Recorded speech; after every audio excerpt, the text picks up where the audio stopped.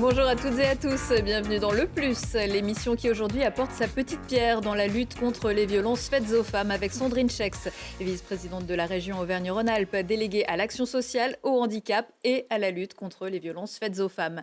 La région qui s'associe à Tiers, une application de messagerie sécurisée conçue pour être utilisée dans des contextes de séparation à risque. Elle va nous expliquer tout ça.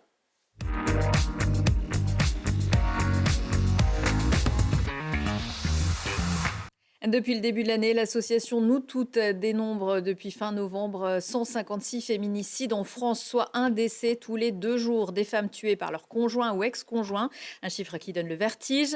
La dernière à apparaître sur ce site est une Iséroise de 34 ans, habitante d'Aprieux. Alice a été abattue par son mari qui s'est ensuite suicidé. Et chaque année, 200 000 femmes sont touchées par des violences conjugales. Pour essayer d'enrayer la spirale, la région mène plusieurs actions depuis longtemps. Bonjour Sandrine Schex. Bonjour.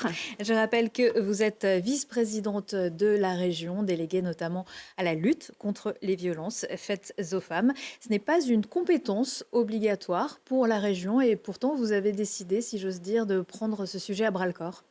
Oui, le président de l'époque, Laurent Wauquiez, et aujourd'hui Fabrice Pankouk avec l'équipe ont vraiment voulu s'investir sur ce sujet. C'est une action volontariste et très déterminée pour jouer notre rôle, un peu comme votre émission. On apporte notre plus à cette lutte contre les violences faites aux femmes.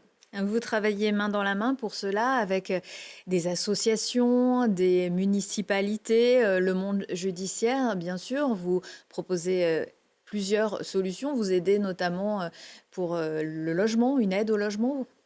Nous avons en fait un dispositif d'accompagnement à la fois des associations ou des communes qui souhaitent mettre à disposition des logements d'urgence pour les femmes victimes de violences. Donc nous avons une aide de 15 000 € pour l'aménagement de ces logements et de 1 500 € pour l'acquisition des premiers meubles dont on peut avoir besoin lorsqu'on installe une femme donc en sécurité dans un logement dédié. Parce qu'évidemment, on ne peut pas rester sous le toit conjugal lorsqu'on est victime de violence, c'est très compliqué. Donc l'une des premières solutions, c'est de pouvoir trouver un logement. Malheureusement, c'est souvent les femmes qui doivent partir, même si on aimerait bien que ce soit l'inverse. Ça l'est parfois, mais on a besoin de cet hébergement d'urgence pour sécuriser la femme, mais aussi parfois et souvent les enfants. Oui, on s'en rend compte de plus en plus souvent. C'est vrai qu'on y pensait moins avant, mais les enfants sont tout à fait victimes de ces situations, même s'ils ne reçoivent pas de coups. C'est une violence psychologique intenable. Oui, ce sont des victimes collatérales quelque part, parce qu'ils sont témoins des violences. Parfois aussi victimes. Des violences, on pense souvent aux coups, mais comme vous le disiez, les violences psychologiques aussi. Et puis parfois, les enfants, on leur fait porter un rôle aussi de courroie de transmission lorsqu'il y a une séparation. Et on peut avoir le papa ou la maman qui dit « tu diras à ton père », avec parfois des petits mots sympathiques et des mots d'oiseau qui accompagnent les consignes à transmettre. Et c'est extrêmement difficile pour les enfants de vivre ça au quotidien. D'où l'importance de trouver une aide pour s'échapper un petit peu en attendant peut-être d'autres solutions. Parmi les structures avec lesquelles vous travaillez, il y a l'association Tiers. Est-ce que vous pouvez nous la présenter ?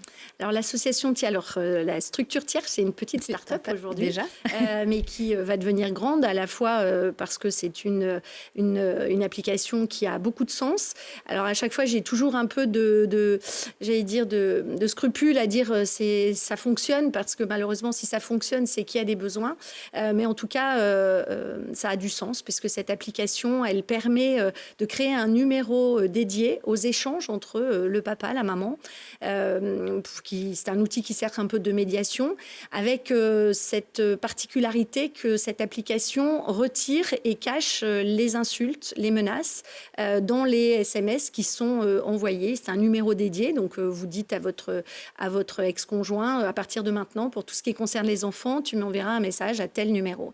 Et l'application donc va aseptiser, si je puis dire, les conversations pour réduire le harcèlement, les menaces, les insultes et enlever aussi, retirer une certaine charge mentale et une certaine pression psychologique que peuvent subir les mamans au quotidien dans la relation qui se poursuit, puisque un papa, même si c'est un auteur de violence, reste un papa. Et c'est important aussi pour que on se rende compte, puisque c'est une preuve quelque part aussi de ce harcèlement, puisque c'est gardé Oui, en voilà, mémoire. c'est la question que j'allais vous poser, C'est parce ça. que forcément, les messages peuvent servir de preuve si on ne les voit plus. Complètement. En fait, ils sont gardés de manière sécurisée. Ils peuvent servir de preuve. On peut sortir un format PDF de l'ensemble des conversations. Là, pour le coup, les messages que l'on a supprimés, les insultes réapparaissent pour apporter la preuve dans une procédure judiciaire, mais aussi parfois pour se faire reconnaître comme étant victime de ses proches, de la famille, qui peut dire maintenant tu exagères, c'est un conflit conjugal. Non, il faut arrêter de dire qu'à un moment donné, la violence, elle est là aussi parce qu'il y a un conflit conjugal. Il y a aussi de la violence tout simplement parce qu'il y a des violents, il y a des hommes violents ou parfois des femmes. Et donc, c'est important aussi de considérer que la gestion du quotidien des enfants, elle a toute son importance et elle doit être bien identifiée comme étant dans un climat de violence et que ça n'est pas la séparation qui fait qu'une maman, parce qu'elle veut régler ses comptes, c'est extrêmement important parce que les femmes aujourd'hui qui sont victimes de violences, et dont les enfants étaient victimes de violences, voire d'inceste, aujourd'hui sont considérées parfois comme étant elles-mêmes la cause des problèmes. Là, on a avec cette application... Elle l'a bien cherché. Voilà, ou de toute façon, aujourd'hui, elle est hystérique, elle est folle, donc elle rajoute des problèmes aux problèmes. Non, on peut comprendre qu'à un moment donné, une maman, dans ce rôle de défense de son enfant, ne soit pas elle-même accusée d'être à l'origine des problématiques. Donc cette application, elle permet de sécuriser, ou en tout cas d'apaiser la relation avec le conjoint violent, et elle permet d'avoir ces preuves qui sont essentielles pour être tout simplement reconnues. Alors, qu'est-ce que vous proposez pour vous associer avec cette start-up?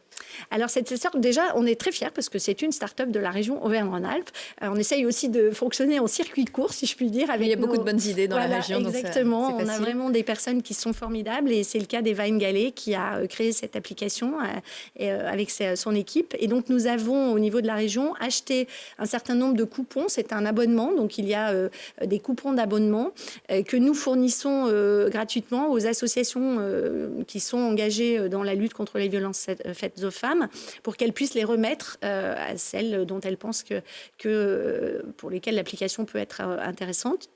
Et puis, nous les mettons également à disposition des box que nous fournissons aux entreprises partenaires qui s'engagent aussi dans cette lutte contre les violences faites aux femmes. Dans la box, il y a le bouton d'alerte, il y a un violentomètre, il y a un petit recueil avec l'ensemble des coordonnées des associations et ces coupons qui permettent donc de prendre en charge l'abonnement pour 3 mois. Et ça permet aussi d'ouvrir le dialogue dans une entreprise, dans une structure où on ne va pas forcément...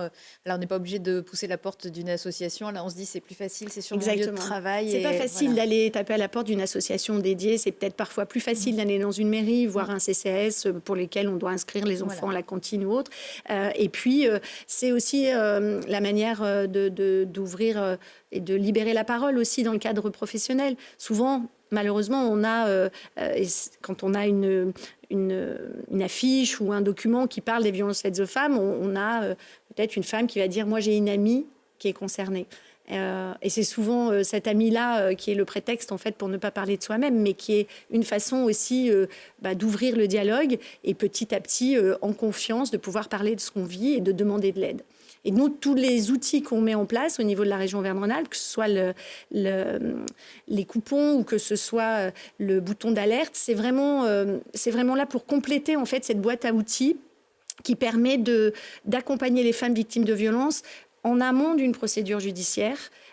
Et ensuite, lorsqu'il peut y avoir effectivement une démarche qui est entamée, tant qu'il n'y a pas de condamnation, il faut aussi continuer à vivre cette relation à la fois de couple et à la fois familiale. Et donc, le bouton sécurise et l'application permet de faire de la médiation dans la relation entre le papa et la maman. Alors justement, ce bouton On va pouvoir en parler à présent. Vous l'avez lancé en novembre 2021. Comment ça fonctionne? Alors c'est un petit bouton, là c'est Ouais. un petit bouton. On était venu vous voir déjà à cette occasion. C'est un petit bouton qui est très discret, que l'on peut accrocher à une poche ou à la bretelle de soutien-gorge. Et ce petit bouton, il permet d'être géolocalisé et d'envoyer un message d'alerte, soit par SMS, si c'est juste un message pour dire appelle-moi, parce que là, il y a des tensions. Et le fait d'appeler, ça peut permettre de sortir d'une situation, d'une relation un peu tendu. Et ensuite, il appelle qui, ce bouton? Alors, ce bouton, il appelle jusqu'à 5 numéros préenregistrés qui ne sont pas des numéros d'urgence, qui sont des numéros de proches, famille, voisins, et qui permettent d'envoyer un message pour qu'il y ait une réaction. Et ensuite, si on appuie 2 fois, là, on envoie un message d'urgence à ces personnes-là en disant n'essayez pas d'appeler la personne qui a alerté, mais appelez immédiatement les urgences et donnez les coordonnées de géolocalisation. On peut également aussi, en appuyant un moment long, enregistrer ce qui se passe et donc de pouvoir également apporter des preuves, peut-être à sa famille, qui pense que le gendre est idéal et qui, une fois la porte fermée, ne l'est plus, ou des preuves dans le cadre d'une procédure judiciaire. C'est un outil très Comment on précieux. fait pour se procurer ce bouton? Alors ce bouton, il est mis à disposition également donc, des associations engagées dans la lutte contre les violences faites aux femmes. Et depuis peu, nous avons un partenariat avec des unions départementales de CCAS, notamment l'union départementale des CCAS de l'Isère. Et donc dans certains CCAS, vous pouvez demander à ce que ces boutons vous soient confiés. Ce ne sont pas des boutons qui ont vocation à rester définitivement dans le foyer et auprès de ces femmes, mais vraiment pour les aider à entamer cette démarche et à sortir de cette inquiétude. On va changer de sujet à présent, Sandrine Schex, pour un sujet pas forcément plus léger. Enfin, ça peut être parfois compliqué, mais ça peut être très beau aussi. Je vais vous proposer une nouvelle rubrique qui s'appelle la photo finish. Je vous explique juste après cette petite virgule.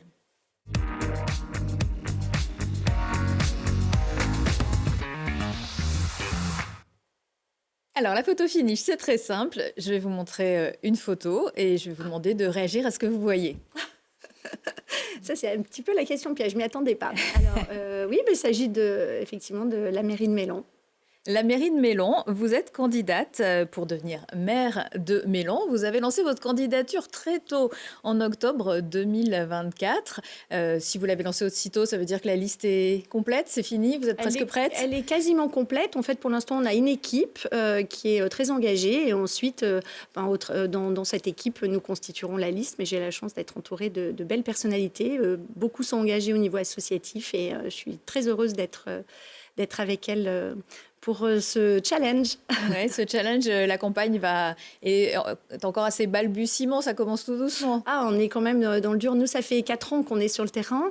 Et c'est vrai que là, on fait beaucoup de terrain, beaucoup de porte-à-porte que je fais personnellement avec des membres de mon équipe. C'est important d'aller à la rencontre des personnes pour qu'on puisse recueillir aussi leur ressenti, leur vision de ce qui est devenu Mélan aujourd'hui. Enfin, moi, je fais de la politique parce que j'aime être au contact des gens et j'aime essayer d'améliorer leur quotidien. Donc c'est en tout cas une expérience extrêmement enrichissante et j'espère que j'embarquerai avec moi les Mélanais pour qu'on puisse travailler un nouvel avenir à Mélan. Merci Sandrine Schex. Merci.